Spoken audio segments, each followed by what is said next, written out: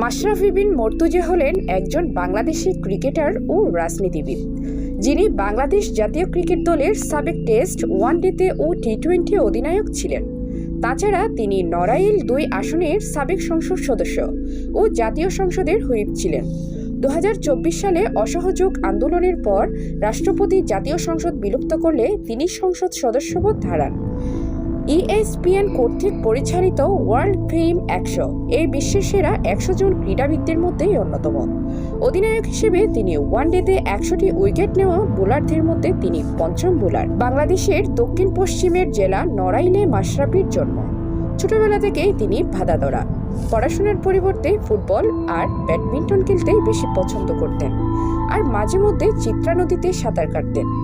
তারুণ্যের শুরুতে ক্রিকেটের প্রতি তার আগ্রহ জন্মে, বিশেষত ব্যাটিংকে।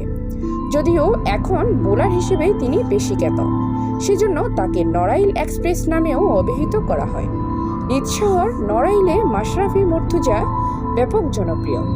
সেখানে তাকে প্রিন্স অফ হার্টস বলা হয়। একই শহরে অবস্থিত সরকারি ভিক্টোরিয়া কলেজে অধ্যয়নকালে সুমনা হক সুমির সাথে তার পরিচয় হয়। দুজনে 2004 সালে বিবাহসূত্রে আবদ্ধ হন। তাদের 2 জন সন্তানও রয়েছে।